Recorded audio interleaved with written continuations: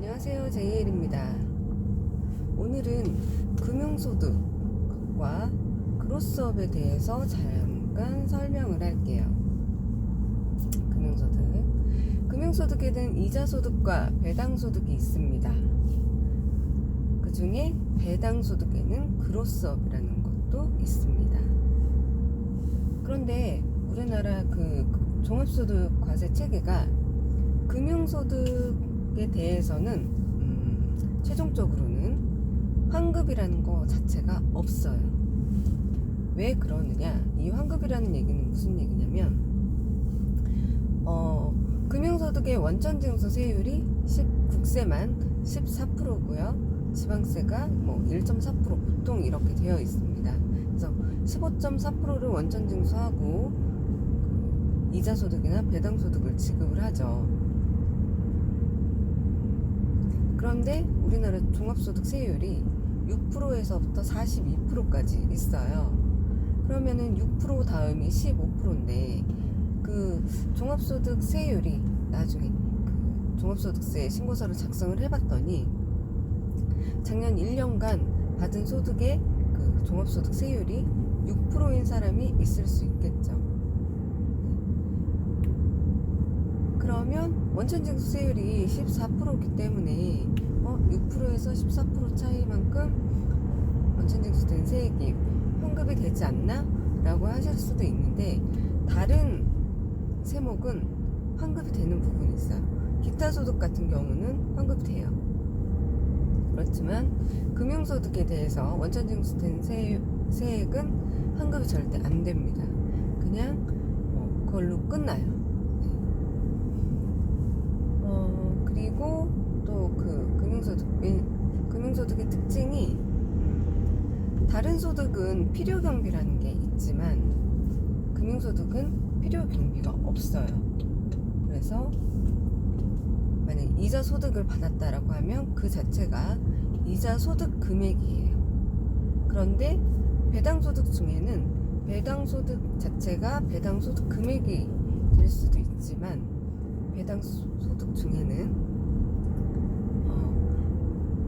가산을 해가지고 배당 가산액을 해가지고 배당 소득 금액이 산출이 되는 경우가 있어요. 그게 이제 그로스업이거든요. 지금 종합소득세 신고 기간이기 때문에 그로스업이라는 걸로 검색을 많이 하세요. 그래서 제 블로그에 지금 계속 1위로 들어오는 게 검색어가 그로스업이거든요. 그래서 그로스업에 대해서 이제 오늘은 조금 더 설명을 할게요. 이제 포스팅도 되어 있긴 합니다. 근데 그게 작년에 만들어진 거긴 한데 작년 2018년과 2019년 현재 5월 종합소득세 신고할 때가 금융소득은 달라진 게 없어요. 그래서 작년 포스팅을 보셔도 되는데 그거는 제가 신고서 자체를 만드는 방법을 포스팅을 한 거거든요. 그래서 그거는 업무적으로 실무적으로 참고하시면 될 거고요. 지금 얘기하는 거는 그로스업을 왜 하는지에 대해서 알려드릴게요. 그로스업 대상 배당 소득이 있으면 그 금액의 11%가 되는 금액을 가산을 해줘요. 근데 우리가 그로스업 많이 들어봤는데 그로스업이라고 하면 이중과세 조정이라고 하는데 왜 가산을 하지? 라고 생각을 하시게 될 거예요. 저 그랬거든요. 왜 법인세를 이중과세 되는 부분을 조정을 해준다라고 하는데 왜 소득의 11%를 가산을 할까? 처음에는 이해가 안 됐죠. 근데 그거를 이제 11% 가산한 금액을 이제 그러면 가산한 금액이 나오거든요. 예를 들어서 그로스업 대상 배당 소득이 1,000만 원이었어요. 그 1,000만 원에 11%면 110만 원이죠. 이 부분을 110만 원을 1,000만 원에 합쳐요. 그러면 1,110만 원이 되겠죠. 그런데 이렇게 되면 내가 기존에 배당 소득 받은 거는 1,000만 원인데 1,110만 원이 돼버려서 소득세가 더 늘어날 거잖아요. 그런데 이 110만 원을 그대로 소득세에서 배당세 공제를 해가지고 차감을 해줘요. 그러니까 납부할 세액이 있으면 거기에서 110만 원을 차감을 시켜줘 버리는 거죠. 그러니까 이게 완전한 100% 이중과세 조정은 아니지만 어느 정도 한 90% 정도는 이중과세 조정이 되는 부분이에요. 그런데 왜 그럼 또 배당 그로스업 대상 배당 소득은 이중과세 조정을 하느냐라고 하시면 배당이라는 것 자체 뭐 이제 그 개인 사업자 중에서도 배당을 하겠지만 법인의 예를 들게요. 법인은 우리가 이제 3월에 법인세 신고를 했잖아요. 그때 이제 이익잉여금을 처분을 합니다. 그때 이제 처분을 하면서 배당이 결정이 되거든요. 아니면 작년에 뭐 중간 배당을 했다던가 있으면 그것까지 해서 이제 이익잉여금 처분이 돼요. 근데 배당은 배당 시점에 그 소득을 받는 자한테는 그 소득의 귀속이 그 배당을 받은 시기가 귀속 시기거든요. 그러니까 만약에 작년에 중간 배당 2018년도에 중간 배당을 받았으면 그때가 그 소득을 받은 배당 소득을 받은 자에게는 18년도 귀속 배당 소득이 되는 거고 2019년 3월에 정기 주총을 해가지고 배당 소득을 받은 게 있다라고 하면 그거는 2019년도 소득이 돼서 내년 종합소득세 신고를 하게 되는 대상이 돼요. 그래서 어쨌든 지금 하는 건 지금 2019년 5월에 종합소득세 신고를 할 때 배당 소득 신고를 하는 건 2018년 3월에 이익잉여금 처분을 하면서 아니면 2018년 어느 날인가 중간 배당을 했던 그 배당 소득에 대해서 종합소득세 신고를 하시는 거죠. 근데 우리가 이제 법인은 법인세를 납부를 하잖아요. 그러니까 법인의 이익이 나서 그 이익이 난 것에 세무조정을 반영을 해가지고 그 법인세를 납부를 합니다. 근데 이제 법인세율이 10%에서 22%, 25%까지 있는데 보통의 경우 이제 10%하고 20%가 많으니까 그걸 예를 들면 지방소득세는 별도로 있어요. 그 법인세를 납부를 한단 말이에요. 그러니까 이미 법인에서 법인의 이익에 대해서 법인세를 납부를 했는데 그거에 대해서 배당을 받았다고 해서 또 배당소득세를 내는 게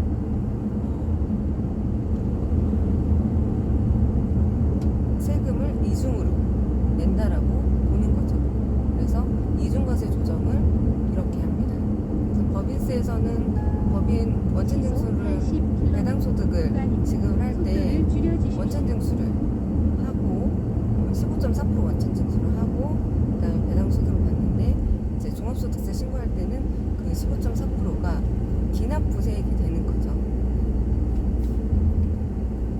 그래서 이 기납부세액이 15.4%가 됐는데 그 사람이 종합소득세율이 6%라고 하면 이거에 대해서 환급을 안 해준다는 얘기예요. 그래서 금융소득을 합산과세 하는 경우에는 대부분 세금이 좀 나온다라고 보시면 되고 그로스업 대상 배당 소득이 있다라고 하면 그렇게 크게 그 소득세를 추가적으로 더 내지는 않을 수도 있어요. 근데 이제 이거는 개개인마다 소득세율에 따라서 달라지기 때문에 그거는 이제 케이스와의 케이스로 계산을 각각 다 해보셔야 되는 거고 우선은 전반적인 원리가 그렇습니다.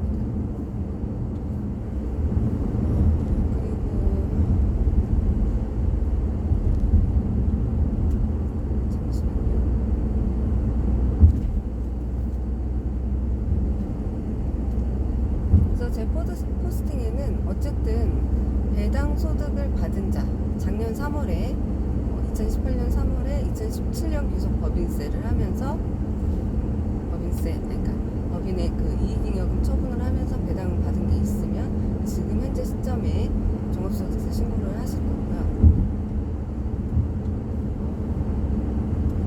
한 가지 유의할 점이 있어요. 이 금융소득 자료를 그 소득자가 홈택스에 로그인을 하게 되면 다운을 받을 수가 있어요. 그 엑셀로 다운받은 자료를 가지고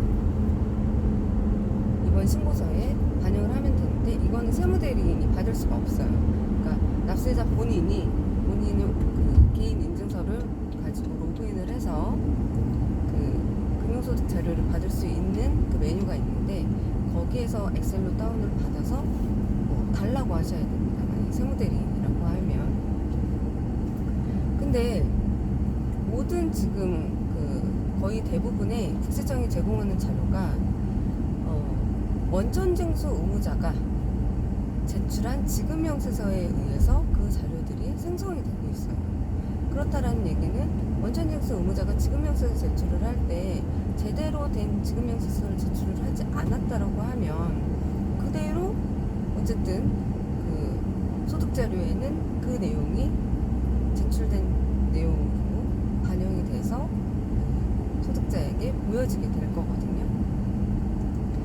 근데 이제 제가 한 가지 팁을 알려드린다면, 원천징수 의무자, 보통 이제 조그마한 사업장에서는 세무대리인들을 많이 끼고 업무를 하시니까요. 그 세무대리인들이 그 지급명세를 제출을 해줘요. 근데 이자배당 소득에 그 소득구분 코드를 입력을 하는 부분이 있는데, 그 부분이 자주 하는 부분이 아니고 금융업종이 있지 않다 보니까 조금 어려워하는 부분이 있어요. 그래서 이 부분이 코드가 잘못 입력돼서 지급명세서가 제출이 된다라고 하면, 이제 원천징수는 15.4%를 해가지고 원천세 납부를 했을 건데, 지급명세서가 이게 이제 그로스업 대상 배당소득이라고 표시를 해서 제출을 하지 않으면 아는 상태로 제출이 됩니다. 그러면 우리가 그 금융소득 자료를 받게 되면 그로스업 대상 배당소득은 G라고 표시를 해줘요. G. 그러면 이거는 그로스업 대상 배당소득이구나 라는 거를 우리가 알 수 있죠.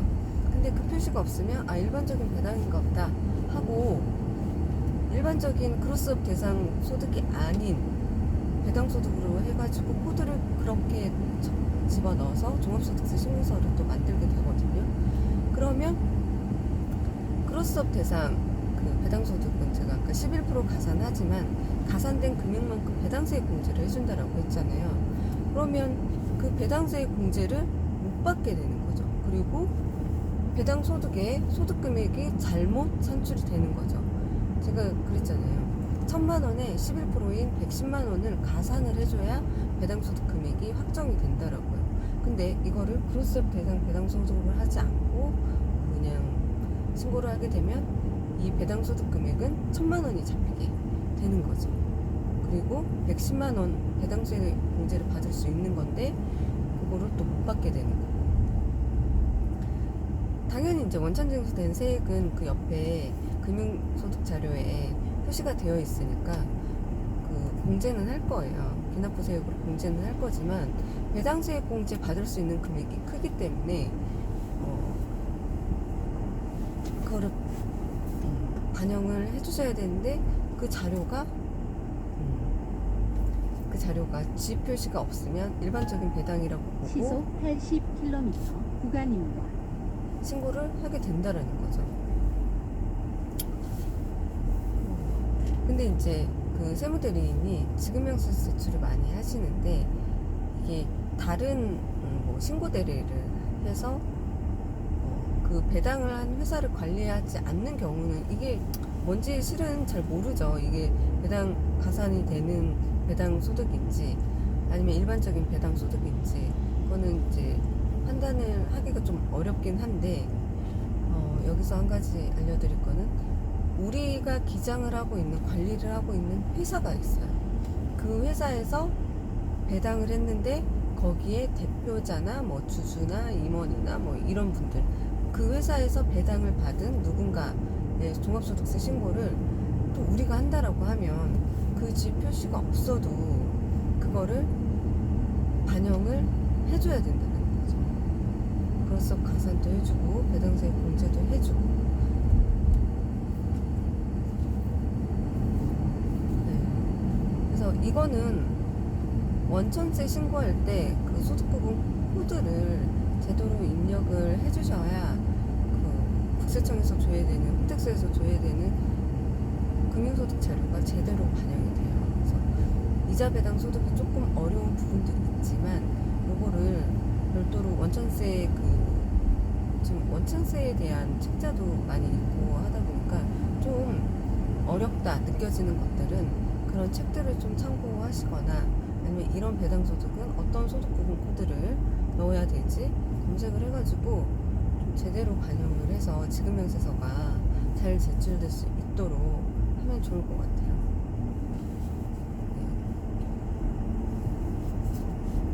그래서 이게 그 홈택스에서 제공하는 국세청에서 제공하는 그런 자료들이 100% 맞지 않다. 그거는 이제 뭐 자료가 되게 많겠지만 어쨌든 세무 대리인이 아니면 원천징수 의무자가 그런 거를 제출을 한 자료를 가지고 그런 소득 자료를 별도 만드는 거기 때문에 지급명세서나 뭐 이런 것들이 잘못 제출이 됐다라고 하면 제대로 된 지급명세서로 해가지고 반영을 해주시면 되세요. 그래서 제가 이제 나름대로 설명을 한다라고 했는데 이해가 되셨는지는 모르겠어요. 어쨌든 이것도 이제 제가 종합소득세 신고특강 할 때 같이 넣었던 부분이거든요. 그래서 저 책으로 사신 분들도 있어요. 그 강의를 안 들으시고 1년 과정 아니면 종합소득세 신고특강 책만 사신 분들도 있어서 그걸 이제 5월달에 짤막짤막하게 종소득세 이런 식으로 유튜브를 올릴까 생각을 하고 있어요. 근데 이제 운전하면서 하니까 제가 생각나는 부분을 가지고 하거든요. 얘기를 하다가 막 막힐 때가 있어요. 이거 이런 거. 그래서 그거는 양해를 해주시고 작게나마 도움이 되었으면 합니다. 이게 이제 호응이 좋으면 그때 뭐 부가세 신고할 때도 이제 전반적인 거를 제가 스터디할 때 넣기는 하지만 100% 다 완벽하게 그 스터디에 넣을 수가 없어요. 워낙에 다양한 케이스가 있기 때문에. 근데 이런 거는 좀 같이 알면 좋겠다 싶은 것들을 이런 식으로 한 번씩 올리려고 합니다. 그래서 제가 이런 얘기 잘 한 번도 안 했는데 구독과 좋아요를 눌러주시면 진짜 저 좋아요가 몇 개 없긴 해요. 이게 좋아요를 누르게 되면 내 그 좋아요 동영상이 표시가 되더라고요. 그러면 내가 나중에 이거를 보고 싶을 때 다시 그 좋아요 한 동영상 가가지고 보는 거죠. 그래서 제가 하는 그 유튜브 이런 것들은 다 실무하고 직접적으로 연관이 있는 것들이다 보니까 실제 도움이 되지 않을까요? 그래서 오늘은 금융소득과 그 그로스업 대상 배당소득에 대해서 이해를 하실 수 있게끔 조금 얘기했습니다. 조금 얘기했는데 18분이 지났네요. 19분 제가 하고 있는데.